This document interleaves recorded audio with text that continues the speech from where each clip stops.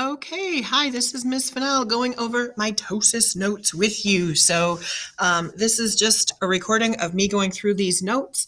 If you were absent and you didn't get these explained to you, I hope this will be helpful. So mitosis is kind of a big, complicated word for a very simple idea, which is cell division. Cell division is simply cells making more of themselves, right? And so it's a process that cells go through where they form chromosomes. The biggest thing they have to make sure they do in mitosis is to get the DNA exactly right. So what they're trying to do is copy their DNA and make sure each one of the new cells here gets a perfect copy of the DNA. All right. And so that's what this process is about. So why do cells need to divide? There's actually four important reasons. Three of them are on this slide. In order to grow, in order to get any bigger, living things need more cells. So almost all living things do mitosis. All living things do cell division of some kind. Bacteria technically do something called binary fission, which is just a simpler version of cell division. But all of your plants, all of your animals, all of your protists, things like that, fungus, they all do this kind of cell division called mitosis. For us to get larger as human beings, we need more cells. So to go from a newborn baby to a 12 or 13-year-old seventh grader, you need trillions of more cells. And this process, by the way, is going on inside your body every second of every day for your whole life. You are forming new cells.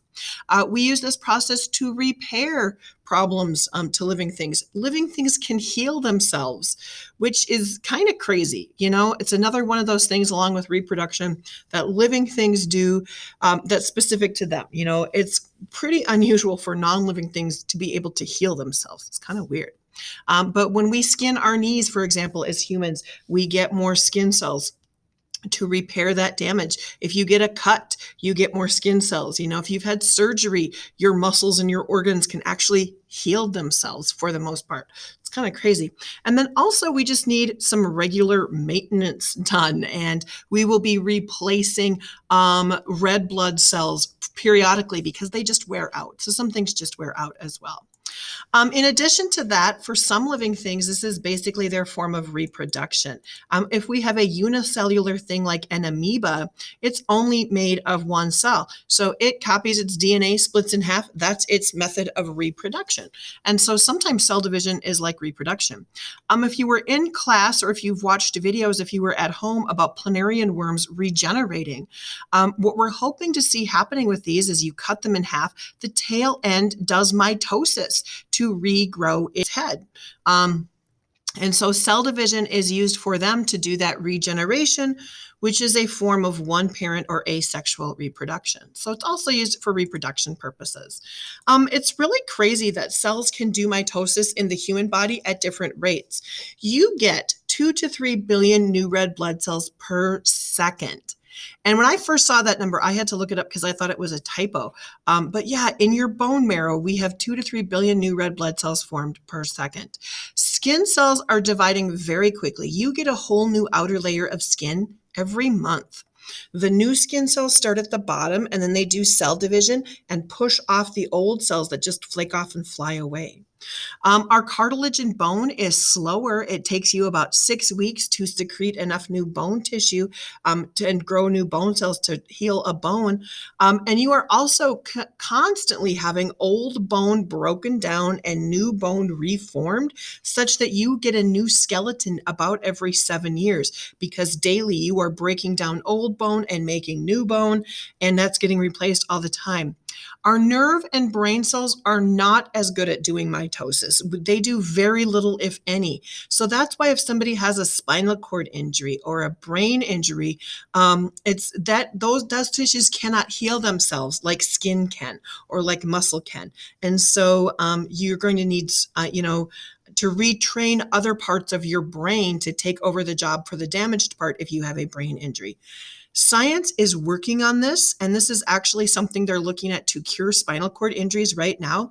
If we could get those cells to do some mitosis, we could fill in the gap and cure spinal cord injuries if somebody has severed their spinal cord. So cells are dividing at different rates depending on the type of cell. So mitosis is this very simply cell division. Cells reproduce by dividing. And so we're going to start with one cell that simply copies its DNA, makes some more organelles, makes some more cytoplasm, and then splits into two. And then we end up with two daughter cells. I don't know why we don't call them son cells. I don't know. But we end up with two hopefully identical daughter cells. And it's a very important, the most important thing the cell has to do in this process is divide the DNA perfectly. If one cell gets too much DNA, it will die. If one cell gets too little DNA, it will die. So the most important part of cell division, and the part we pay the most attention to, is dividing these chromosomes, dividing up the DNA perfectly between the new cells. Okay? So the first thing that will happen is that chromosomes are formed. And we learned about chromosomes last week. Chromosomes are these X-shaped DNA structures that we can only see during cell division. So before cell division can happen, the cell will get a genetic signal. There's actually genes that control this whole process. DNA will be copied first, and then it gets coiled up and wrapped up into chromosomes. Okay, this picture happens to be a duplicated chromosome, and they kind of have this X shaped. One half of the chromosome will have exactly the same sequence of DNA as the other half of the chromosome. And the basic idea is then these chromosomes will line up in the middle of the cell during mitosis. Each half is identical DNA. One half will move this way and go into one new cell, and the other half will move the other way and go into the other new cell. And so that's the way that the cell is able to divide it up perfectly between the two new cells. Again, the duplicated chromosomes have identical sections of DNA. Okay, so we learned what a karyotype was last week. Typically, when human cells divide, they will chop up their DNA and package it up into 46 chromosomes, right? So each one of these X-shaped chromosomes will then be pulled apart during cell division, so the new cells have that. Mitosis, by the way, is on page 60 and 61 of your cells textbook. We're kind of operating and assuming that not everybody has a book right now for whatever reason. Distance people, there are still textbooks in the lobby of the school if you want to swing by the school and pick one up. In-person people, Mr. Douglas and I may have some books out while we do our mitosis stop motion video in class, which is the next thing we're going to do. But it's on page 60 and 61 in your textbook if you do want to look that up. All right, but you can always just use this slideshow too. There's nothing extra in the book that you won't find in this slideshow. So mitosis, again, is a process. The cell will go through what we call 5 phases or 5 steps of cell division. So basically the chromosomes get formed. The nucleus will then disappear when the chromosomes are packaged up and raveled up. The chromosomes will line up in the middle, and then each half of the chromosome gets pulled apart to separate ends of the cells. And then we'll have 2 cells that simply pinch apart and then become 2 separate cells. So it's kind of simple, but then of course in science we have to complicate it by giving each one of these phases a name. All right, so we want you to practice a little bit more with the name. So the first phase of mitosis is called interphase. Now, technically speaking, this is not part of mitosis. This is just normal cell activities, all right? In interphase, what we will see is we will see the whole nucleus. We will not see chromosomes. So this is a cell that's doing normal cell activities. If it's a brain cell, it's sending electrical signals. If it's a muscle cell, it's expanding and contracting, right? It's just doing its normal stuff. The whole thing here is you will see a whole nucleus and the cell is doing its normal job. By the way, these 5 phases of mitosis start with these letters, and we usually use this acronym IPMAT to help us remember the phases in order. So the first one is interphase. That's the first phase of mitosis. The next one in IPMAT is called prophase. This is kind of a sketch of what cells look like in prophase. 2 major things happen here. The nucleus will be disappearing because the chromosomes get formed in this phase. So the nucleus disappears, the chromosomes appear. So in this phase, you'll kind of see maybe half of a nucleus there, and then you'll just start to see the chromosomes forming, just kind of hanging out in the center of the cell. That's prophase. In metaphase, then, the chromosomes will line up in the middle. Okay.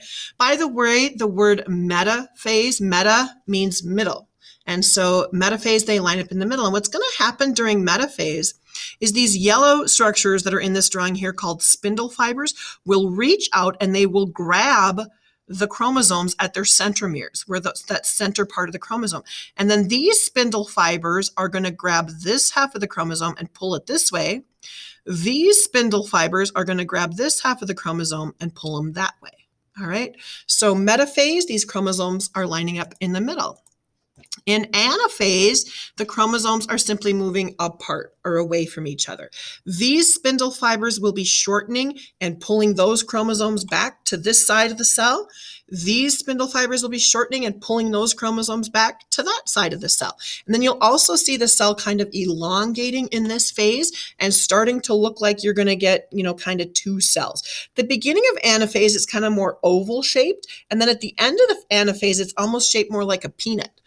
Where we start to see the middle of the cell starting to kind of pinch apart and forming two separate cells. Finally, we get to the last phase, which is telophase. And in this phase, we have the two cells pinching apart and separating. So the two cells will be separating. This is a diagram of really early telophase where we're kind of just seeing this peanut shape again. And then that cleavage furrow will kind of pinch apart and they'll just separate. After the cells have separated, your chromosomes will unravel and disappear, and the nucleus will reappear. For most cells, when they finish cell division, when they finish telophase, they're going to go back to interphase. They're going to go through a period of time where they'll go back to doing their normal cell activities. What happens in the disease cancer? Cancer is an upset of this process. What cancer is if we go back and look at this slide here, this whole process of cell division is controlled by genes. So normally what happens is when cells get through with telophase and you have your two separate cells, those two separate cells will go back to doing the job that they should do. They'll go back to doing their normal cell activities. In the case of cancer, we have the cell division gene stuck in the on position. And so cancer cells will finish telophase and they'll immediately go back to prophase. And they'll just keep dividing and dividing and dividing and dividing, and they never do their normal cell activities. And this causes problems because then you can't get that cell job done. Cancer cells are just wonky. Cancer cells will have all kinds of chromosome problems because they just divide and divide and divide and divide. And eventually the cancer cells will form something called a tumor. And then that can cause problems. And then also, if parts of the cancer cells break off, they can start causing tumors growing in other part of the body. So eventually these will cause problems wherever they're growing and can shut down the organs that they're growing in. So if you have tumors growing in your lungs, it's going to push on your lungs and you won't be able to breathe at a certain point. You have tumors growing in your brain, it's going to push on your brain and your brain won't be able to work. So cancer is weird. It's our own body cells that just divide uncontrollably. And it's essentially a disease of cell division where the cells just go right back into prophase and never go back into doing their normal cell activities. Okay. So here's the mitosis notes. Hopefully that makes sense. Thank